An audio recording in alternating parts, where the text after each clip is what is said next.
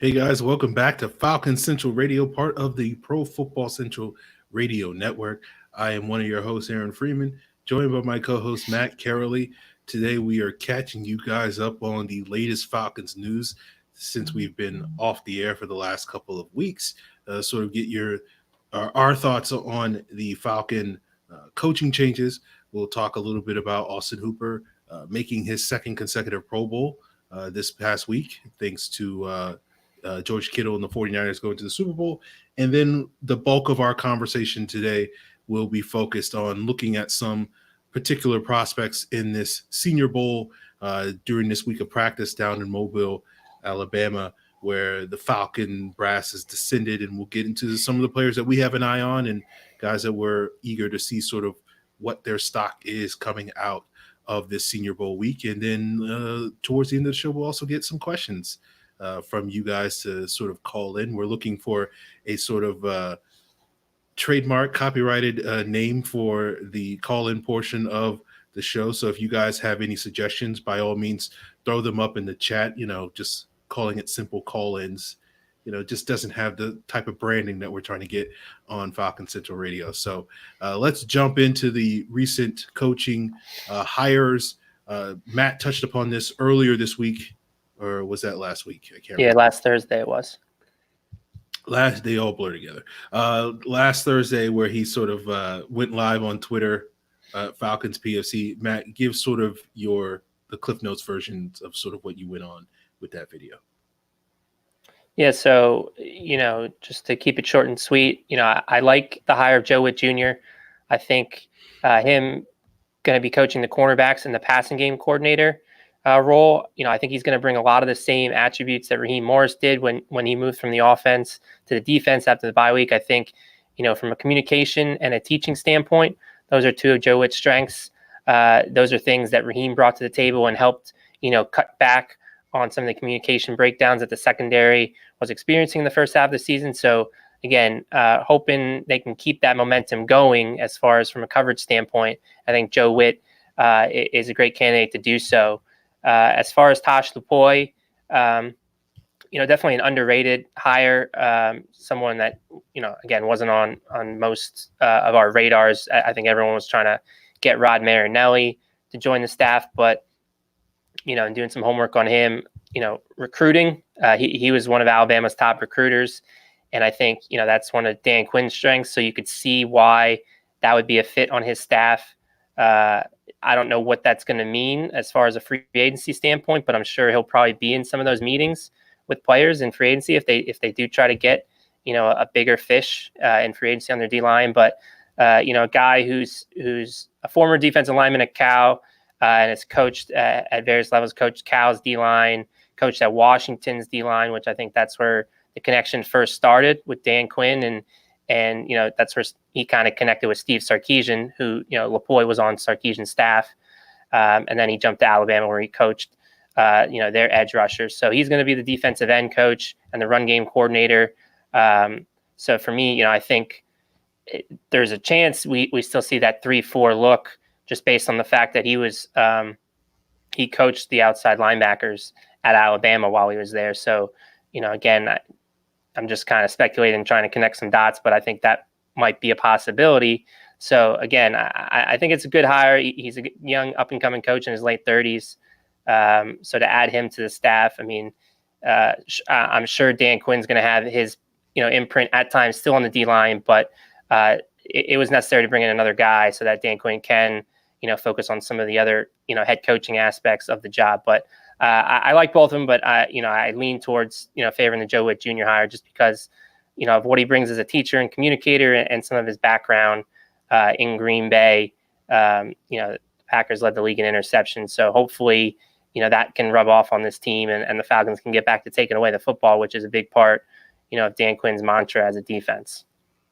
Yeah, I think, my sort of reaction to the hires are, they seem pretty cool. Both guys have pretty solid reputations as teachers and guys that have had some success developing players, whether that's Lupoy at the college level, multiple first rounders, and Joe Witt Jr., spending the better part of, 11, 12 years in Green Bay, coaching up some of their young corners, and some of those guys having a lot of success while they were in Green Bay during sort of the height of those, that Aaron Rodgers era, when those defenses under Dom Capers were actually pretty good, which seems like a long time ago. But I think, those are solid hires. I mean, really, I didn't have necessarily skin in the game in terms of who the Falcons wound up hiring, particularly on the defensive side of the ball. I wish that we could have gotten some sort of move on the offensive side of the ball. That's, to me, where they probably needed the most help. But certainly I do think getting some. And there is a vacancy, I guess, technically still out there. I mean, they haven't confirmed what they're doing with the tight end coach, with the retiring of Mike Mularkey. I guess the thought is it's just going to be an internal promotion with Ben Steele. But the fact that they haven't announced that, I'm curious what you think. I mean, why are they playing this waiting game? Do you think they are potentially looking elsewhere for that? Or it's just a matter of Steele was kind of tied up this past week coaching the East-West Shrine game, and maybe that they just wanted to wait for him to get back and kind of do a more formal thing with him? Yeah, I mean, that's been my assumption all along. I feel like they're probably going to do an internal promotion there. But yeah, I think you're right. Maybe it's the timing of the fact that he was at the East-West Shrine game, and now they're all in, mobile for the Senior Bowl, and that's usually a time where a lot of unemployed coaches sort of descend upon the city to sort of rub elbows and maybe get one last shot at a gig elsewhere. So maybe they'll wait to see who they talk to during this week, and make a final sort of decision. Yeah, because I'm not sure how if they saw this coming or if this was a total shock, and that's why, again, they just need more time to evaluate before they just say, all right, we're going to internally promote someone. My guess is they saw this coming. I think that's one of the reasons why they brought in Ben Steele in the first place, is my guess. Again, I think they kind of knew that Mularkey wasn't in this for the long haul. But we'll see what develops. Maybe they do go in another direction. And whether they promote Ben Steele or not, that's not really the move that I think matters. I think getting another person with game planning, play calling experience would potentially benefit this offense moving forward, especially since we're not going to get a change to the offensive coordinator or the O-line coach, who are sort of the guys out front. How would you feel about Marty Morningweg potentially being that guy with play calling experience added to the room? I don't think you could name anybody that I would be like, that's a bad hire. I think really anybody at this point, even if they don't really fit with So you just want a mind. You just want any. Yeah, I just want somebody else, another voice in the room. That's all I'm looking Gotcha. for. Even if it was Mike Mularkey, then I'm like, well, beggars can't be choosers at this point. So. Yeah, because I mean, the thing that I said in my video, or at least I think I said in my video last Thursday, was that, if things go bad in the first 4 games of the 2020 season, and when I say bad, I mean on offense, and they're struggling to score, and that's holding them back, I think you need to have an insurance policy. I think you would agree with that. You can't just go all in on Dirk Cutter, which right now, as the staff stands, they're literally going all in that there's going to be improvements on that side of the football with him in his second year calling the shots. And I think that's why you and I and other people are advocating. They need to bring someone in with play calling experience. So if things do go out of whack, you at least kind of have a plan B to see if he can, flip the script and turn the on switch on and they can be better. Yeah.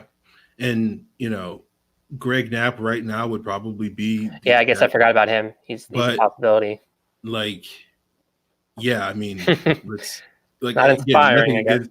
Nothing against Greg Knapp, who's right. a perfectly fine quarterbacks coach. The proof is in the pudding that he's a pretty good quarterbacks coach. Yeah. Since guys tend to get better when he's their quarterback coach. Not so great a play caller from his Oakland days and his Atlanta days. So, it's not as if, oh man, the offense gets off to this slow start in this hypothetical situation, and they're like, hey, Greg Knapp's going to save us. It's like, okay, well, Greg Knapp's going to maybe get back to the basics, maybe. The West Coast offense and all that. Yeah. Yeah. But, right. I don't think anybody's going to be like, oh man, Greg Knapp really did a number for the Falcons and they got really hot and rode that all the way to a deep playoff berth, which is what we're going to need to see. So I'm with you. I think another voice at this point in time would definitely benefit the Falcons. Mm-hmm. So there's our thoughts on the Falcons coaching situation, and let's move on and talk about a positive, which is Austin Hooper going to his second consecutive Pro Bowl. He gets in because George Kittle's going to the Super Bowl, so he's not playing. And Zach Ertz already bowed out for an injury. That's why Austin Hooper made the Pro Bowl last year. This year, Jared Cook was the first alternate and will play in the Pro Bowl alongside Austin Hooper. Julio Jones, also on Falcons Pro Bowl news, is not expected to play, which is not a surprise. And we'll see Grady Jarrett as well. So 2 out of the 3 Pro Bowlers will be participating. So that's a positive. Matt, what are your thoughts on Austin Hooper making his second Pro Bowl? And is this sort of the hammer in the conversation about how Austin Hooper deserves all the money that he potentially is coming his way, specifically from the Falcons this offseason? Yeah, I certainly think this is gonna, help his leverage even more at the negotiating table. 2 of his 4 seasons now, he's been a Pro Bowler. Happy for him. If not for the injury in the first Saints game, who's to say he wasn't in over Zach Ertz? I mean, he was on a tear in those first 8 games. Injury obviously slowed him down even when he came back, but I'm glad to see him get in. He had a great season, and I hope this is the nail in the coffin. I hope they get this done now and they see his worth, and I hope this isn't the last game that he's representing an Atlanta Falcon. And again, as I said in my video last Thursday, I still don't have doubts that they're going to get this done. I think all the speculation is just speculation, and until I start hearing that he's closing on a deal with some other team, I'm under the impression they're going to get this done.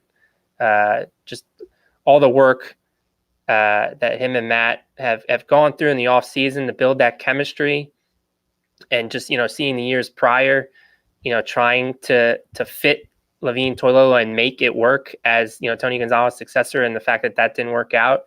I mean, that's the alternative the Falcons are faced with, that you can draft a guy and he can turn out to be a Toilolo, and nothing against him, but he's just a blocking tight end in this league. Whereas I think Austin Hooper, I mean, you see his value after the catch. I think this year in particular, in contested catch situations, he took it up a notch. I mean, he's he's one of Matt's first reads in the red zone. I mean, we even broke it down on a few all 22 clips. There's times where Matt Ryan, targets Austin Hooper to a fault. Like he likes him that much as a read that he'll look at him when he shouldn't be looking at him. So that just goes to show you how, again, important he is to Matt Ryan. And, if you want to do what's best for this franchise, you got to do what's best for Matt Ryan, and keeping a reliable target like Austin Hooper in the fold, is one of the things that's best for Matt Ryan. In addition to just, I understand we still have some work to do on the offensive line and pass protection, but you got to keep, a receiving threat like Austin Hooper in the fold. Again, we've spent countless shows talking about it, and, probably starting to sound like a broken record, but the fact that now, again, we could say he's a 2-time Pro Bowler in his 4-year career, I think kind of speaks for itself a bit. So again, happy for the guy, and hopefully there's many more in store for him representing the Atlanta Falcons. Yeah, I think you, with the conversation surrounding his status as a free agent, I think you pretty much hit the nail on the head there. I think it's in the Falcons' best case interest to keep Austin Hooper. Unlike you, I do have some doubts. I don't have a ton of doubts at this point in time. But there's been plenty of players that I'm like, oh yeah, that guy's 100% coming back next year, and then he didn't come back, and I'm just like, what are the Falcons doing? So I've learned to have some, be able to suspend my disbelief, I guess maybe is the right term to use there, with some of this stuff. I think with Hooper, man, it's going to be tough to replace him. and we'll just sort of see if the Falcons think they can, if it comes to that, which I don't think they can. So I think you're right. Cooler heads will wind up prevailing, and the Falcons will keep him. But I am not as confident in that prediction as you are. I mean, again, there's already holes in this roster that need to be addressed. Defensive line. You can argue 1 to 2 offensive line spots. Me and you are both in favor that the coverage wasn't great this year, and they could stand to add a cornerback. So you have about 3-4 needs I just rattled off there. If this team adds another hole in tight end, you're moving backwards at that point. Bad. So bad, yeah. you drafted a guy. He's filling a hole. He's proving his worth now. 2-time Pro Bowler. Why do you draft players? So that you can develop them and then hopefully keep them for the long haul. And Austin Hooper, I think, just needs to be the next name on that list. I don't buy that he's replaceable. He's just a check down guy that's benefiting from Julio and Calvin Ridley, because he was the second best target outside of Julio. He was a better option in this offense than Calvin Ridley was. Now you can argue that that's more a product of Dirk Cutter not being up to snuff than Calvin Ridley as a player, but again, as long as Dirk Cutter is calling the shots, the tight end is going to be a valuable position in this offense, and you have to retain a top 7 tight end like Austin Hooper. I agree. Yeah, so I think you're right. It doesn't make any sense for the Falcons to let Hooper walk, and hopefully we won't be having a conversation this coming March. Now, the big thing I'm curious about is whether or not they place a tag on him, which the time frame to do that starts February 25th. And again, they can certainly fit it under the cap as it stands, but if they do that, then again, you're trying to get a long-term deal done a lot quicker if you want to be somewhat active in free agency. So if you place the tag on him,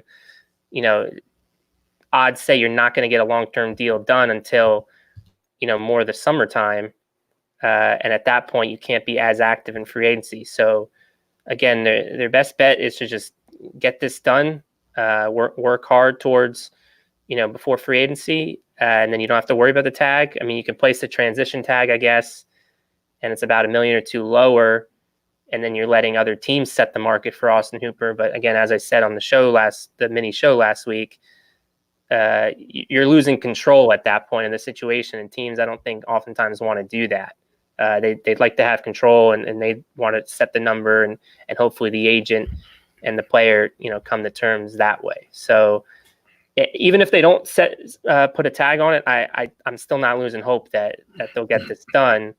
I don't know if you have other thoughts on that. If you think they're going to have to place a tag on him if they can't get a deal done before, I guess, February 25th. I mean, what do you think about that? I think the deadline is March 2nd, actually. But this February 21st. You can start, I guess, right then? Yeah, that's what I meant. I don't think they want to use a tag. I think they have the ability, if push comes to shove, they have that in their back pocket, but I think they don't want to use it. Right, I agree. So I think that's why I have a little bit of doubt, because, with Grady Jarrett, it was like, well, they're 100% going to use the tag when the time comes. So they're keeping Grady Jarrett. And I don't necessarily have that perception with Austin Hooper. So I feel like if they don't get a deal done, that's the opportunity for him to hit the market. And if he hits the market, he's as good as gone. So we'll sort of see how that goes. With the transition tag, I mean, typically the transition tag is used when teams they're not really sort of keen on keeping the guy, but they want to be fair to the guy and let him test the market somewhat, but like not to the point where he can just go buck wild. So it's like, we kind of want to keep you, but we really don't want to pay you. So we're just going to let you test the market, see what you get. And if the market is more than what we are offering, then you're free to go. And if it's not, then we'll match it. So like the transition tag, I don't necessarily know if the Falcons would do that with Austin Hooper, because I think the Falcons, or I hope the Falcons 100% want to keep Austin Hooper. And we'll just sort of see if they are successfully able to do so. Yeah, I mean, the numbers I've been projecting, I know we've talked about this privately. I don't see a year one cap hit lower than $7.4 million. Again, I'm basing it off of a 4-year, $44 million deal. So, you got to factor in that 30% rule and everything that, falls in line with the CBA. So if we're talking about a year one cap hit of 7.4 million and the tag is about 11 million, we're talking about 3 or so million. I still think, they can do that as a placeholder, and again, hope that you can get something done before free agency. I know you had thoughts of a lower year one cap hit for him, 4 to 5 million, I guess. Yeah, I wasn't factoring the 30% rule when I came up with okay. That. So I think you're right. So that's what fans should be looking at as far as the difference between the tag and any sort of long-term deal. His year one cap hit's going to be. We're talking 3 or so million tops is the difference. So again, I think they should use the tag if it comes to that point. I agree though with Aaron. I don't think they want to. So again, let's just hope they can get something done in this next month or so, and then it's a non-issue. But just to give people an idea of the numbers that we're looking at here with Austin Hooper. Yeah. Let's move on and talk about the Senior Bowl. Let's do it. And I want to give a heads up to people. When I was focused on the Senior Bowl, and really the draft at this point in time, I'm really only focused on the trenches right now. So basically, if you don't play D tackle, edge, or center, I haven't really watched you. So those are going to be, spoiler alert, those are going to be the guys that I'm particularly focused on. And that's going to be most of the guys that Matt is also focused on, in addition to a couple of other guys. But I know other people have thought you're going to ask questions in the coming weeks and whatnot about what do you think about this guy. And I just want to give people a heads up. If he doesn't play center, edge, or D tackle, I probably don't have an opinion on him. But Matt, go ahead and talk about some of the guys that you have your eyes on. I know Javon Kinlaw is probably the top guy on pretty much everybody's radar this week. Yeah, Kinlaw is, the belle of the ball, as they might say. I think it was Jim Nagy, the executive director, made the point that, Kinlaw and Justin Herbert, the quarterback from Oregon, are probably the 2 highest rated players in this class. And, after day one, we're seeing a lot of the reasons why with Kinlaw. I saw some reps of his, beating the offensive lineman right off the ball in one-on-ones. He seems to be killing the interview process, which is a big portion of this. I mean, we saw what happened last year with Ja'Kai Polite, flunking the interviews and what that did to his stock. So, the interviews are just as important as the tape. And, Kinlaw, he's one of the guys that I've watched the most so far of any of the D-line prospects. I've seen 3 of his games from this year, and, some of my notes for him. I mean, great get-off, powerful hands, slippery, meaning he doesn't want to be blocked. He's tough to be blocked, and he's got a great motor. I mean, he's made plays down the field in run support. So, he's gotten a lot of comps to Chris Jones, and I think that fits, just being a big, long, 6'6", 315-pound defender. He's all of that. Carries good weight. So again, he's someone I think is definitely going to be near the top of the Falcons list. I mean, I keep going back to last year. I'm probably going to reference this a lot in the offseason, but the fact that they had Ed Oliver, Christian Wilkins at the top of their boards, and we saw they weren't able to come away with them, and they had to kind of shift to plan B with Chris Lindstrom and double dipping on the offensive line. So the fact that they did that and they didn't really address D-line long term, they brought in Alan Bailey, they brought in Tyler Davison, brought in Adrian Claiborne, all now with the exception, I guess, Alan Bailey, who I'm expecting to be a cap casualty, all likely going to be off the team, or at least again, they're projected to be off the team as far as free agency is concerned. So the fact that they didn't address that, I think, I believe they're going to look to the D-line this year. And we could see a similar scenario that we saw with the offensive line with two, defensive linemen drafted in rounds 1 and 2. And I think Kinlaw is going to be in that discussion for that 16th overall pick. So he's obviously, the first guy I'm looking at. 2 other defensive tackles. One's a defensive tackle, another is an edge. Raekwon Davis from Alabama. If we were talking about him 2 years ago, we were saying he was a, top 5, top 10 slam dunk pick. Now, after 2 kind of, subpar seasons from a production standpoint, he's got a lot to prove, I think, this week. And not to cut you off, Matt, but Davis bowed out. He had an injury. He's not there. Oh, Raekwon Davis is out? Yeah. Oh, okay.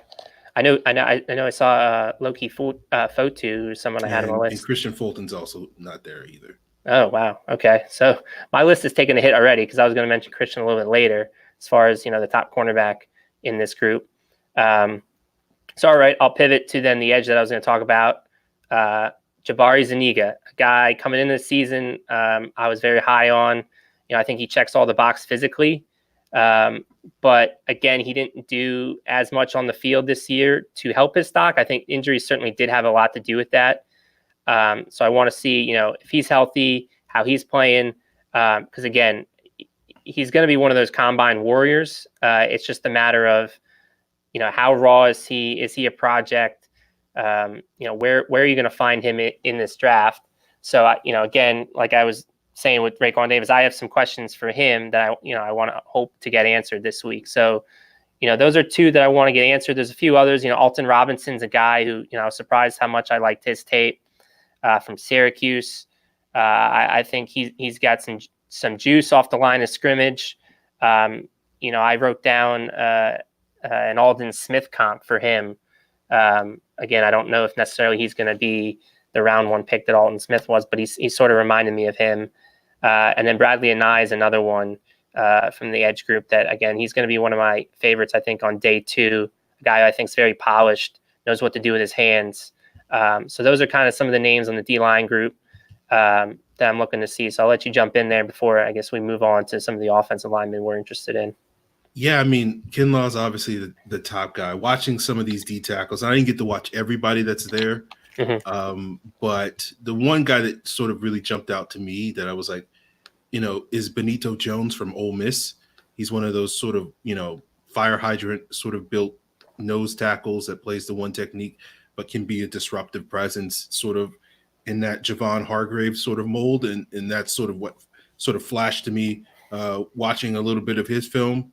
So he's one of those guys that kind of intrigues me as maybe a potential better version of what sort of Deidrin Senat is, a little bit more disruptive, can maybe bring a little bit more juice as a pass rusher. So I'm curious to sort of see how he handles sort of the one-on-one drills where he can sort of really make a name for himself there. With the edge group of this crop, like Zuniga was the one guy that really stood out to me as like, I really like what Zuniga brings to the table, particularly when you compare him to his teammate, Jonathan Grenard, who I think has potential but seems to me more of a developmental type that it wouldn't shock me if, like you said, you're from the future, from 5 years in the future, and Grenard at that point in time is a pretty consistent double-digit sack guy. I'd be like, yeah, I could buy that, but I could also sort of see him also being a guy that, kind of washes out of the league as well. So I think he's a little bit of boom bust guy, but I think the potential is definitely there.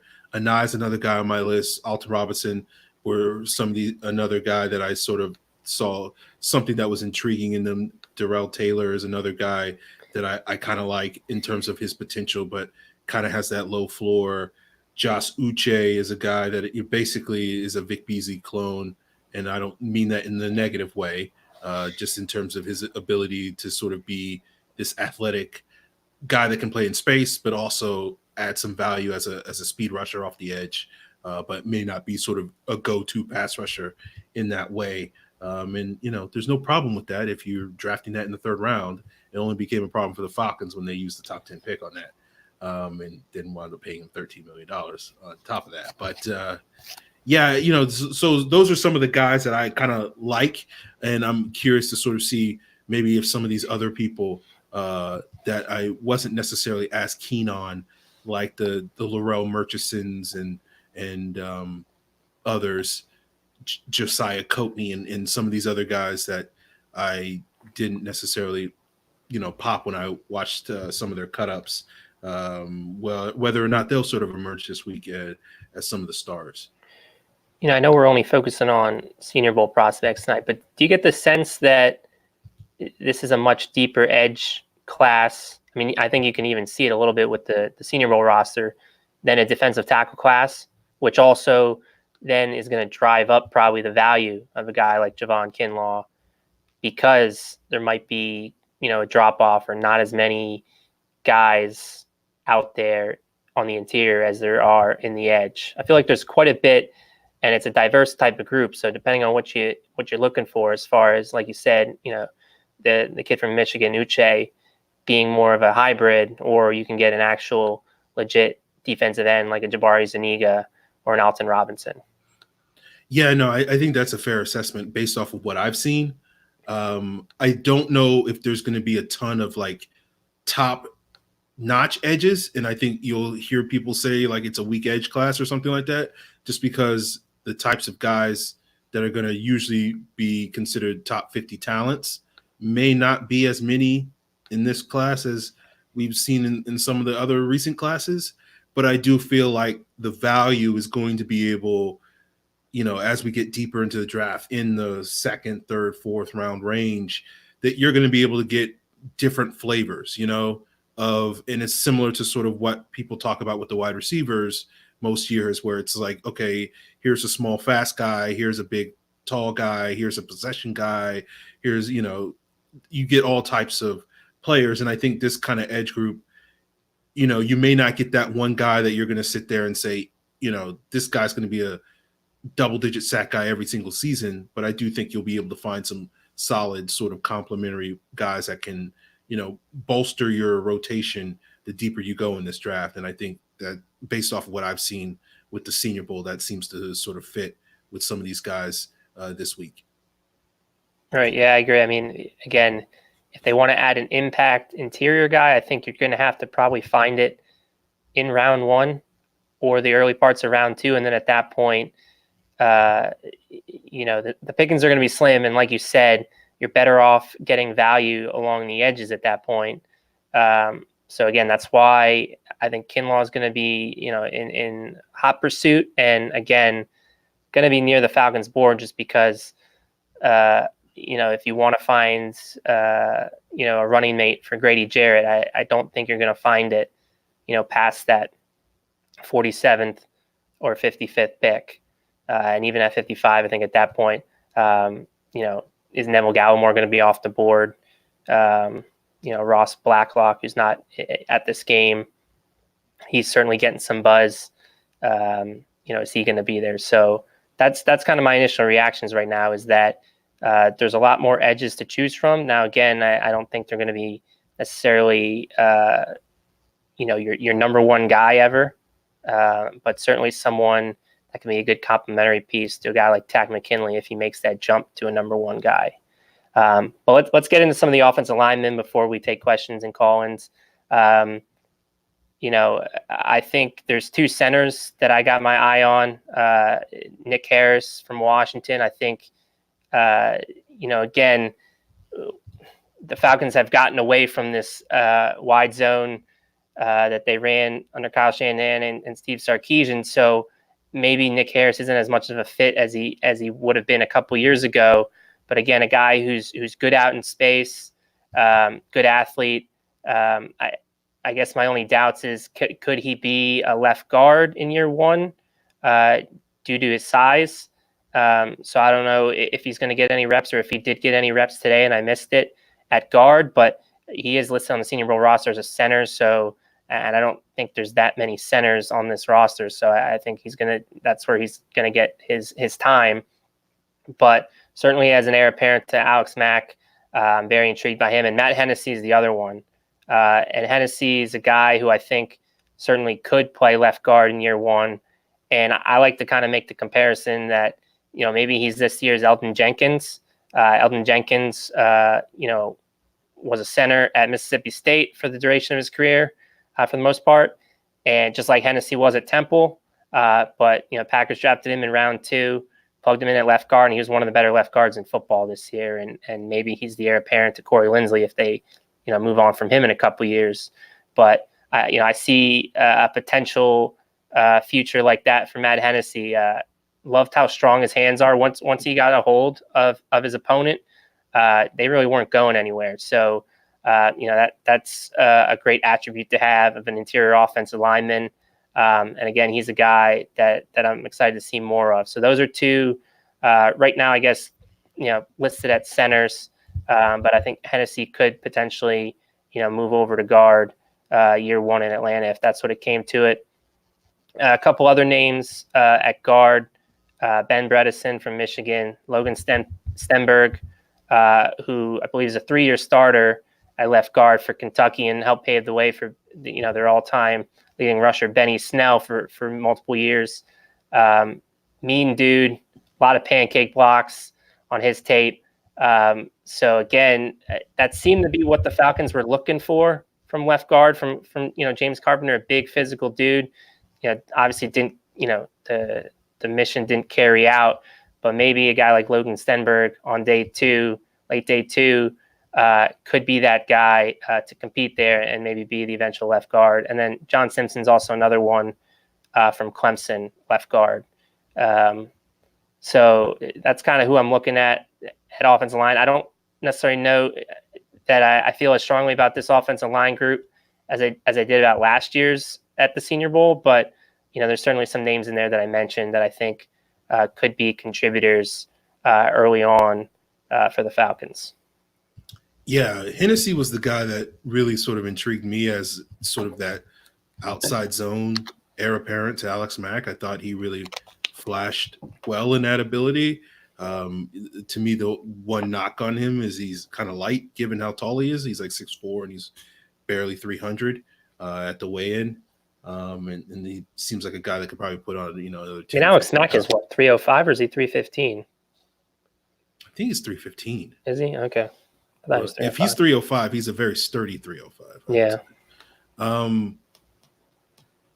Yeah, and I think Hennessy was listed at 290, so he's probably put on some muscle. So he probably will wind up being a little thicker than what his film at Temple suggested. Nick Harris is an interesting guy because he is a guy that I think certainly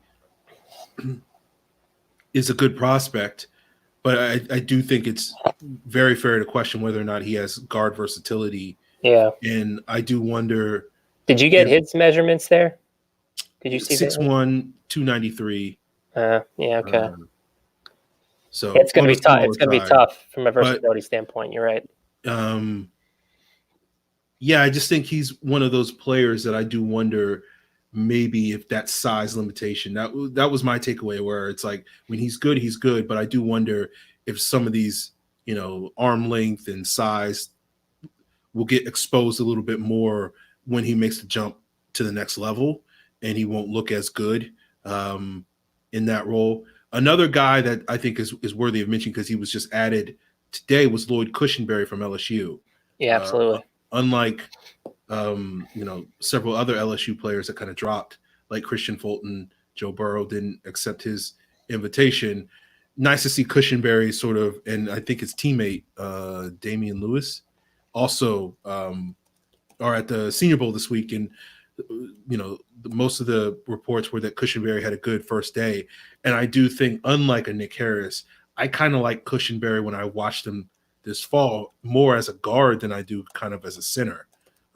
So he kind of fits more in that sort of Elton Jenkins mold that I think you're talking about, where he's a guy that could come in, compete immediately for the guard position, but also be a possible developmental heir apparent to Alex Mack down the road as a center.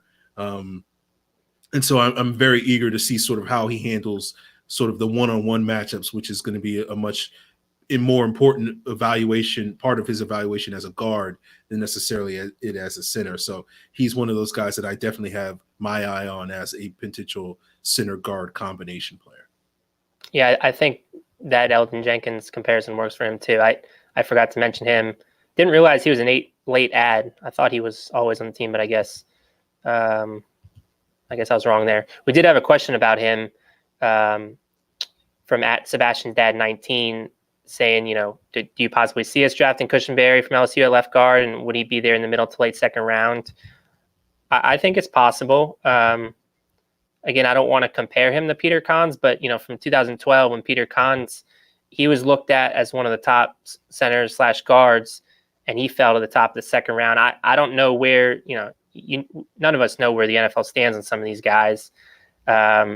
So I think it's very possible that, again, because this offensive line class might be on the weaker side compared to last year, a good player like Cushenberry, who, depending on who you look at rankings wise, is either the top center or one of the top interior guys. I think it's possible. I wouldn't be shocked if he was there. I don't know if the third round, though. I think you're probably going to have to get him with one of those 2 second round picks. Yeah, and I'm looking at his measurables right now. His wingspan was like over 83 inches, which is practically 7 feet. So he's got like tackle like frame in terms of his wingspan. This is one of the reasons why I like Cushenberry more as a guard than necessarily as a center. But also curious to see how he works there this week, working with the Bengals, I think, coaching staff. Lord knows they could use some offensive line help. So we'll see how that goes with that. Are there any other positions that or players more specifically that you're sort of keyed in on? I mean, I am gonna, look a little bit at the wide receiver group. It's been talked about that this is one of the historic wide receiver classes, and I think, from top to bottom, it's a pretty solid group. There's not one particular guy I got my eye on, but again, kind of like with this edge group, you get a little bit of each flavor from the wide receiver position, whether it's speed, possession, route running, you name it. There'll be a player that checks off that box. So I'll be watching those guys just to see, because if there's any skill position player on offense that I'd rather the Falcons draft, it be receiver, then tight end, then running back. Because again, I think the wide receiver 3 group, while I'm a huge Russell Gage fan, I think he's just better suited, probably, at least in this offense, to be a wide receiver 4 on this team, and everyone kind of gets bumped down a peg. So I wouldn't be opposed if they drafted a receiver, in the third, say, round, or definitely the 4th round is good with me. 2 other players, I touched on, I'd be cool with them drafting a tight end, just a pair with Austin Hooper. This isn't to say I want, them to replace Austin Hooper, as we talked about at the top of the show, but Harrison Bryant might be one of my guys this year at that spot. Last year it was Foster Moreau for me, and I'm not ready to say, Harrison Bryant's the next Foster Moreau, because there's still unanswered questions for me with him as a blocker. I watched 2 games of his last night, and they didn't really feature him much as a blocker. They kind of just used him as a big slot receiver, and he certainly feasted in that regard. I mean, he's big, physical, athletic, fast. But again, if you're gonna draft someone to pair with Austin Hooper, he's kind of has to provide some of the stuff that Luke Stocker provided as a blocker. And I'm not sure Bryant does that. So, I want to see more of him, see if he shows me something there. And there's some other good ones. I think tight end's probably an underrated group from the Senior Bowl roster. Bryson Hopkins, Pinckney from Vanderbilt, and that Troutman guy is another one that, maybe he's the Foster Moreau of this class, kind of an underrated guy from D2, I believe. So he's one to maybe watch. And then the last name I'll throw out is Cam Brown's a linebacker from Penn State. I've had my eye on for a while. I think he's very similar from an athletic profile to Devondre Campbell. Big, long, good in space and coverage, but probably, raw and needs some refinement and wouldn't necessarily be a year one contributor. He would have to contribute on special teams, but potentially could be, that Devondre Campbell replacement next to Deion Jones down the road. So more of a day three player, but I kind of want to see what he provides, and maybe his stock even increases a little bit more for me this week. But so those are some of the outside. As you mentioned, we got our eyes on the trenches we have for the last several years, but there's some other position groups that I think deserve some attention, and tight end and the wide receiver group I think is two good ones this year in the Senior Bowl. Yeah, I mean, for me, I'm curious to see how these quarterbacks perform. Not because the Falcons are interested in quarterbacks, but Jordan Love and Justin Herbert have the potential to be top 20 picks, and that means if they go in the top 20, that's two less players are, that we're, that are going to less, just two more players that are at another position that are going to be falling to the Falcons. Sorry, I couldn't think of how I wanted to say that. Jalen Hurts is another guy. I don't necessarily feel that Jalen Hurts is in the mix to be a first-round pick. But I do wonder if, so my expectation is he could certainly figure into the second round range, but you never know with the Senior Bowl. You can win over a lot of coaches at the Senior Bowl if you come off the right way, particularly at the quarterback position. So I won't say never with Jalen Hurts rising up the boards if he manages to do that. All right, we got a caller. I think we got a caller yet. Yeah. Oh, what's up? Can you guys hear me? Yeah. Yeah, you're live. Okay. Yeah, awesome. All right, so quick question. Thanks for calling in, Ned. Appreciate you. No worries. I like interacting with you guys on Twitter, so it's LAX Ned, so we always talk. Oh, that's right. And hey, Matt. Yeah, so good. How you guys doing? Good. So it's kind of like a Senior Bowl / draft question. So I know we keep getting AJ Epinesa mocked on every single mock draft, and that I know every single time the mock draft, we get a player in the mock draft, it never really happens. But the way I look at him is he's more of a interior rusher in the next level, just because I don't think he has like the quickness and the bend on the edge. So if he's more of an interior rusher, wouldn't it make more sense to look at a guy like Javon Kinlaw at 16 and then go with one of those edges you guys were talking about earlier in the rounds 2 or 3, who are more true edges? Because I don't know, I like Kinlaw's upside as an interior rusher more so than I do AJ Epinesa. See, I wouldn't be opposed to Kinlaw over Epinesa there at 16. I don't necessarily agree with the assessment, and you're not the only one I've seen that from that doesn't like Epinesa on the outside. But I mean, I do. I think from a technician standpoint, and again, knowing what to do with his hands, you can win on the outside. I mean, there's more than one way to skin a cat as a pass rusher. I don't think you definitely just need to be able to bend in order to win and, win on the edge.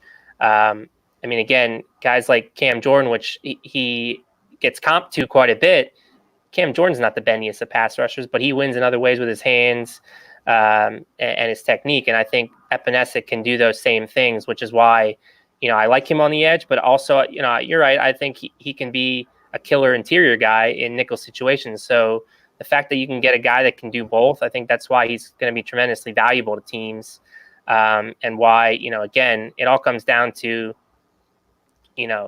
what your flavor is. If you just want that, dominant interior guy like Kinlaw and you prefer that over a guy like Epinesa, I'm not going to argue with that. But it's going to be a really tough decision if both of those guys are on the board. And right now I'm leaning Epinesa, but again, maybe the Senior Bowl week, does something to change that for me and it pushes Kinlaw over the edge. But I think they're very close. And I think because of his technique, his ability with his hands, and I think he is very sudden off the snap. I mean, he's got a good get off when I'm talking about Epinesa. If he's there at 16, I jump at that. I mean, Pro Football Focus had him with their pass rush productivity grade very high as far as pressuring the quarterback per snap. So I think that type of stuff translates to the next level. Yeah, I don't necessarily have a strong take. I'll take either one. Doesn't matter to me. I guess to more answer your question specifically, my guess is, and sort of I wanted to add this on to a point Matt made earlier when he was talking about Kinlaw during our Senior Bowl preview. It wouldn't shock me if the Falcons just sort of go into this offseason planning on not really investing a lot at the D tackle position and just getting a body somewhere in like the 4th round or something like that. And then maybe signing a veteran in free agency, like a Michael Bennett or somebody like that, or re-signing Jack Crawford or something like that, or Tyler Davison. And then sort of just focus on the edge group and put the emphasis on trying to get the best possible edge early in this draft, whether that's with 16 overall or where are they picking 47 in round 2. Yeah. So I could see that scenario going, but in terms of like what I want to see, doesn't matter to me. They're both good. I think Kinlaw is better than Epinesa. I like him more, but like I'm not going to complain if the Falcons quote unquote settle for AJ Epinesa. Yeah, it's not that I'm anti AJ. I just prefer my like top half pass rushers to be like super athletic, especially at that end.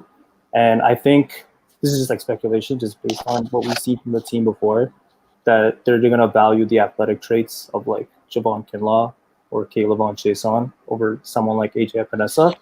Like when was like the last time they really that's why went away from a 3-cone guy? I think Epinesa is going to test very well. Well, yeah, that's what I was going to say. I mean, the testing is going to be huge for him, and I don't necessarily think we should write that off yet. I mean, again, I'm going to look at the numbers Cam Jordan hit because a guy of his size, 280. I mean, again, he's not going to.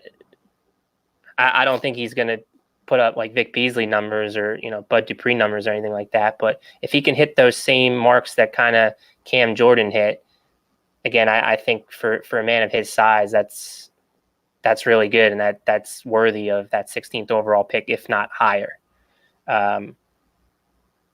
Because again, we see it with Vic Beasley. We saw what he could do from an athletic standpoint, but he never had anything else. Like he never had the technique, the polish, pass rush moves.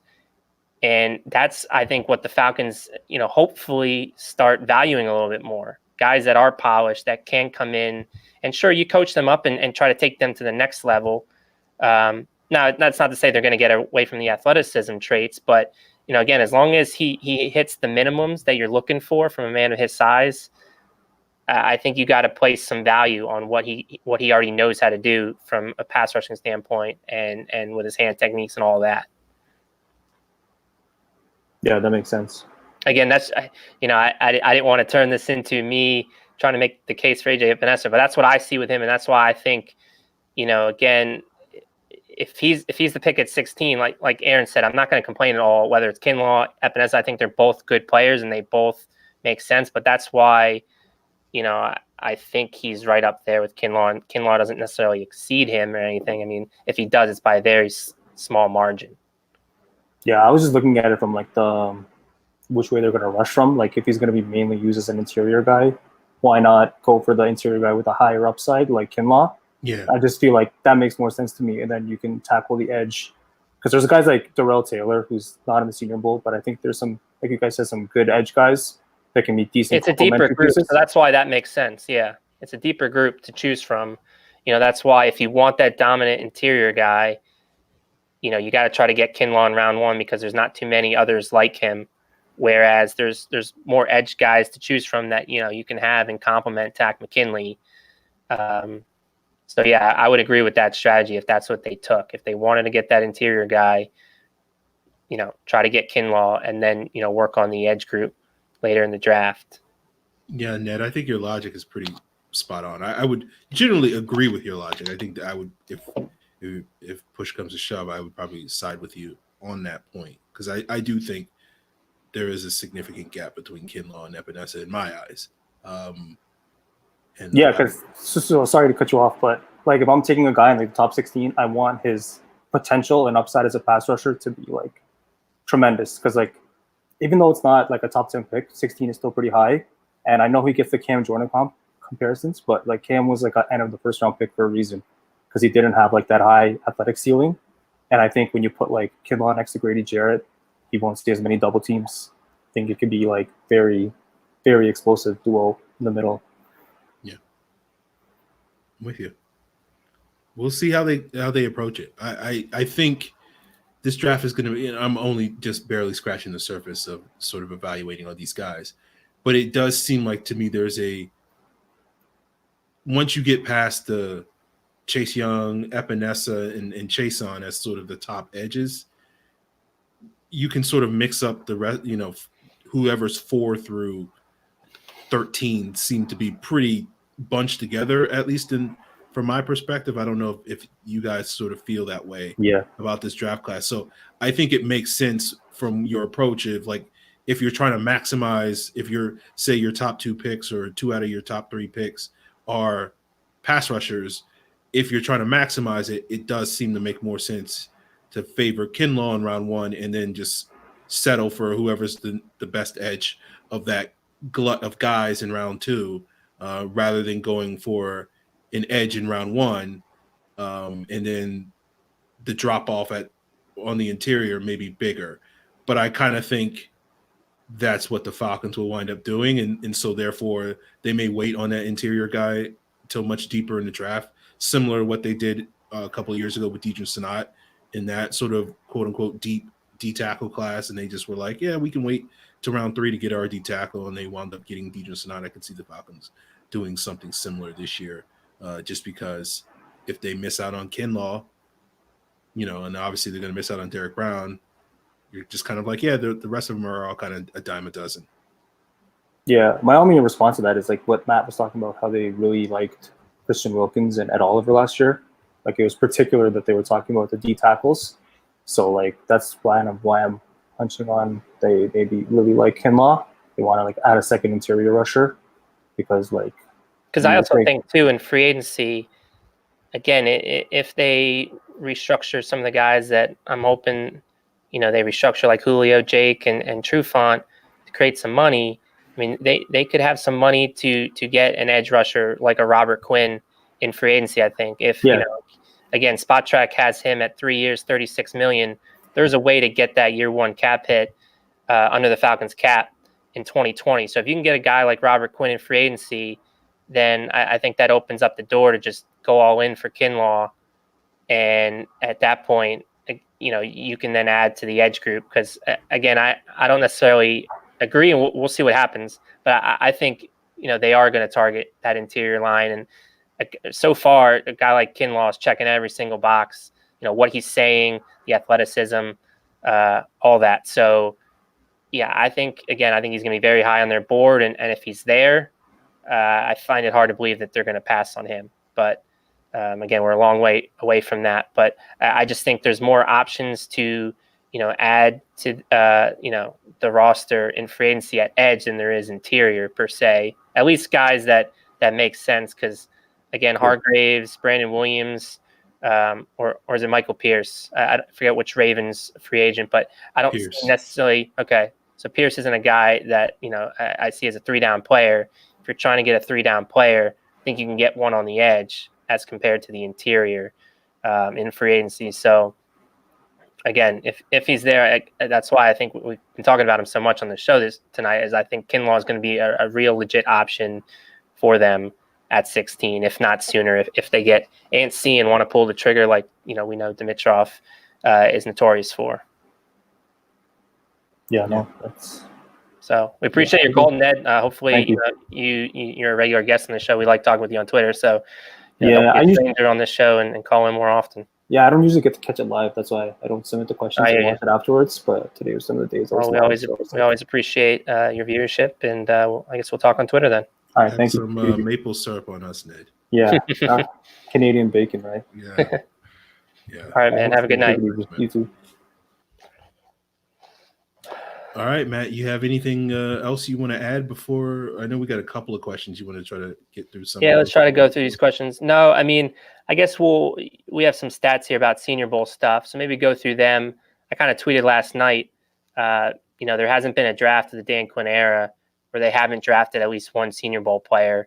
It's been 9 in total since Dan Quinn became the coach in 2015. So again, I think both of us expect that trend to continue. So someone either we've talked about tonight or definitely someone on this roster, I think, is going to be a future Atlanta Falcon. So this is why this week and this game's, so important, because, the draft really does start in Mobile, Alabama, and it leads to, these teams drafting these players. A couple other just in total during the Thomas Dimitroff era, 2008, 24 players from the Senior Bowl have been drafted. So that averages about 2 guys per draft. So it might not just be one, it might be more than one with the 7 projected picks. And then the last 2 drafts to feature 0 Senior Bowl prospects was 2011 and 1995. And, as we know about the 2011 draft, that was the Julio Jones trade up. So they didn't have as many picks to work with. So that kind of maybe explains that a little bit. But the Senior Bowl is very important, for these reasons, because, the Falcons have used it so frequent to add to their rosters. So again, keep an eye on this week, keep an eye on these players, because at least one, if not more, is going to be, on the Falcons. But do you want to add anything else to that? Yeah, I was just going to, just a unique piece of trivia, because I went down the Senior Bowl roster rabbit hole last night to prepare for this. Going back all the way to 1995 to basically find the second time the Falcons didn't have a Senior Bowl pick in their draft. And it was something that was very prevalent in the Dan Reeves era. And the 1998 draft had 5 Senior Bowl players, which is the most I could find for the Falcons in any draft going all the way back to 1995. And just for you trivia folks, the 5 guys that were Senior Bowl participants that the Falcons drafted are the number 1 pick in Keith Brooking, their number 2 pick in Bob Hallen. Then in the 4th round, I think they took Tim Dwight. Everybody remembers Tim Dwight. And then in the 7th round, they took 2 guys, and Ephraim Salam, who wound up being a starter at right tackle, and Henry Slay, a D tackle out of West Virginia, that I think basically played 1 year with the Falcons for going to like Philadelphia or somewhere else in the league. So just, it seemed like it's interesting sort of when you have these coaching influences. I think it's reflective of how much the coach has influence on the drafting, because they tend to focus a lot on all-star game guys, because those are really the first time the coaches have seen some of these guys play, because they're not watching them during the fall when the season's going on. So I do think when you see these sort of high Senior Bowl totals that the Falcons had throughout the Dan Reeves era, certainly had several contributors during the Jim Moore era, now in the early in the Mike Smith era, especially that 08 draft and 09 draft each had 4 Senior Bowl guys each in that years. And now with the Dan Quinn era, I think it does indicate how much influence the coaching staff has on some of these draft picks, because they tend to like all-star game guys. Yep. So mailbag questions. First one, Dirty Bird. Number 2, at Matty MVP Ryan. Do you think that Raheem Morris as defensive coordinator is an upgrade from Marquand Manuel? Yeah, I think so. I didn't really have high thoughts about Marquand Manuel's time as a defensive coordinator. Again, I thought it was more of a bend but don't break unit. And they were propped up. That 2007 unit was propped up more than it should have been. If the second half is any indication, and it carries through, this could actually be, again, a defense that's sniffing around the top 10. I mean, some of the numbers that they put up in the last 8 games, they were first in third down conversions allowed percentage, 38%. They were number 5 in points per game. Total quarterback rating, they were number 5, 78.7. Red zone touchdown percentage, they were number 5, 38%. And total takeaways, they were 7, number 7. Or is it? I think that's they 13 or 7. I'm getting these numbers from AtlantaFalcons.com, courtesy of Kelsey Conway. So I don't know if it's 7 takeaways and they were 13th. I think it's saying 13 takeaways and they were 7th. So again, other than the points per game, because again, I think that's what the 2017 unit was kind of propped up for, because they were pretty good in points per game. Other than those, all the other metrics are sustainable and speaks to a pretty good unit. I mean, getting off the field on third downs, quarterback rating against, red zone touchdown percentage, and takeaways. I mean, if that stuff carries through, which, again, we'll see what happens, that speaks to the effect and impact that Raheem Morris had, and I think that's why, I would certainly say he's an upgrade over Marquand Manuel. Yeah, I mean, the proof is in the pudding, and the 8 games where Raheem Morris was primarily the D coordinator weighed against the 32 games that Marquand Manuel, the 8 games for Morris looked better. I think what's interesting is Morris is also running that bend but don't break defense, and arguably even more so. They just were better at executing it with Raheem Morris calling the shots than they were with Marquand Manuel. I mean, basically all their 3-man rushes worked in the second half of the season, and they ran it a bunch. And it never seemed to work when Marquand Manuel called it. So if maybe that's what the difference is between them right now. It's just basically one guy knows how to utilize a 3-man rush and the other one doesn't. So, I think the proof is in the pudding that so far, based off of their body of work, Morris is an upgrade.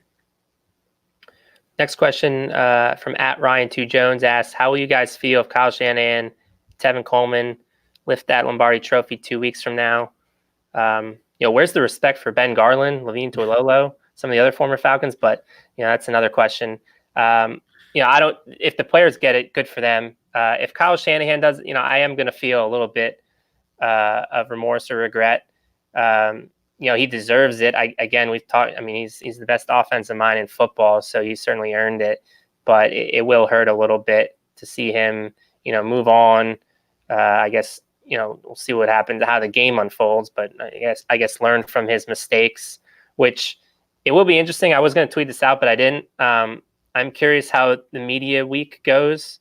How many questions he gets asked about that, and how he responds to those. Because if and when the Falcons ever do return to the Super Bowl under Dan Quinn, maybe the media gets all these questions out of the way for Kyle, and the Falcons, won't have to answer them. I'm sure, the media will still ask it because that's what the media does. But I am not go away anytime soon. Yeah, probably not. But I am curious to see how he responds to them. But yeah, it'll sting a little bit if the 49ers win. So that's why, we're all part of Chiefs Kingdom for these next 2 weeks. Yeah, I mean, look, I want the Chiefs to win the Super Bowl. But if the 49ers win it, then, they'll have earned it. Unless a spaceship crashes into the stadium and they have to forfeit the game. And that's the technicality in which the 49ers win it. I don't know why my head went to that weird place. But yeah, I think, I'll be rooting for the Chiefs, but I'm not going to be like upset if Kyle Shanahan, obviously I'm not going to feel great about it, but I'm not going to be like, oh, this is a horrible development. If they wind up being the best team in the league, who am I to sit here and complain about them proving themselves to be it's not the Saints. So why do I care? Yeah. And we can also say then the Falcons were the last team to beat the Super Bowl champs, if that's the case. So there's that. But yeah, I mean, I'm kind of with you. Yeah, you can get a lot of mileage out of that on Twitter over this offseason. The Falcons are the real true. Super Bowl champs from beating the 49ers. Yeah. So. At your homeboy Brian asks, do you think the Falcons will extend Alex Mack another year or two? Do you think they should extend him? I don't think they're going to extend him. I think they're going to take it year by year. Again, he's 35, going on 36. So at this point, it's all a matter of how long he wants to play. And I don't think you want to make any sort of commitments. I get, you're trying to free up salary cap space, but I don't think Alex Mack's the way to do it. So I don't think they should, and I don't necessarily believe they will either. I think they should. I think they should, add on maybe some voidable years or something to get that cap space. Will they? Probably not. So, yeah, we'll see. Last one, 2-parter from @Lasado128. He asks, is there any chance they move back in the first round? And then part 2, best case scenario for this Falcons off season. Go ahead. You go first. I was going to say the best case scenario is just we don't complain as much about the off season. Can we just have a regular chill offseason where we're not sitting here like, why are the Falcons doing this again? Like we had last offseason. As for moving back in the first round, can you even do that? Can you even do that yourself though? I mean, it's part of why we're doing what we do and we're on Twitter. I mean, but so many, like last year was like especially egregious. You know, I didn't think it was any more egregious than past off seasons. Oh man, last off season was terrible. I mean, maybe I muted a lot of accounts and words, and I don't know. But no. What was the biggest thing last off season? That the Dirk Cutter stuff? No, just the Beasley stuff, the Cutter stuff, the Matt Bryant stuff. The Matt Bryant stuff was something. Yeah. Yeah, it's I was in my feelings about Brian Poole. No one else seemed to be in their feelings about that. Marvin Hall. Yeah, I was just gonna say him. Yeah. I went into a spiral after that. It's not going to happen. So it's Falcons Twitter. What are you expecting? But what's an actual best case off season in your mind? I mean, I'd like to see them be proactive with trying to fill some of these needs in terms of their pass rush. But yeah, I think in terms of making a bunch of splash moves, like, no, that's not a realistic scenario. So like just quiet splashes, you know? I think best case, I brought it up when Ned was on the call, a guy like Robert Quinn at edge rusher and then getting Javon Kinlaw. I think that's about the best case scenario, given the money and where the Falcons are cap wise. I think that's the best case scenario. And if they do that, let's go. Yeah, I mean, look, I don't know if I can come up with a better version of that. So yeah, we'll go with that. And then as far as moving back, I mean, I say given Dimitrov's history, I wouldn't mind it. Again, it would have to mean that Kinlaw's already off the board, Epenesa's already off the board. Even Kalavon Chaison's off the board. At that point, he should, but will he move back at that point? He'd probably take a cornerback, which again, it's not the end of the world, but I think you can get one of your cornerbacks that you would want later in the first round. But yeah, I don't think so. Yeah, I would say it's possible because I have a feeling Kinlaw is going to wind up being a top 15 pick. Apparently the Bucks, Peter Report, Scott Reynolds said he's going to be a target, and he's usually, according to Trevor Sickman, was pretty spot on there. So I mean, my last couple of mock drafts, I had them going Epinesa and we getting Kinlaw. So I can easily flip that to them getting Kinlaw and then we get Epinesa. You don't think quarterbacks, a possibility they go the veteran market route and then they try to get their future guy with that first round pick? I don't see them getting rid of. I'm the weirdo that doesn't think you got to start thinking that, because I think it's starting to heat up. I mean, especially what Arian said, about Jane, like he was very non-committal and said, I can't see Bruce going with a rookie. Well, no, but a guy like Phillip Rivers, maybe Tom Brady. I'm not buying the Phillip Rivers stuff. We'll see about that, but I think he's done in LA. Not just because of the move, but No, I get that. Indianapolis seems. Well, no, that makes sense too. Because of the connection with their offensive coordinator being a former Chargers staff member, but I think I can see them taking a quarterback round one and then dipping into this veteran market. I mean, maybe Andy Dalton.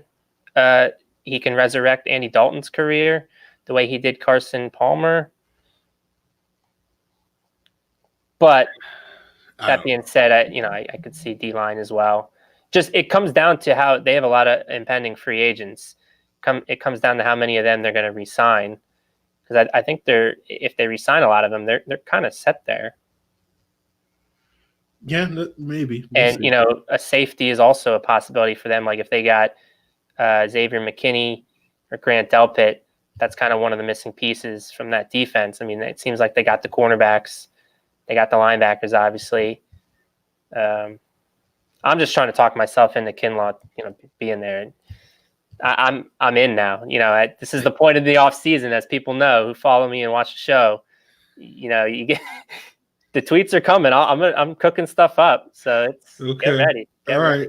So. I'll just let it go this year. I No, you won't. But that's no. I mean, part of the at game. least this year you're not going to be as sort of like gung ho on. We're trading up.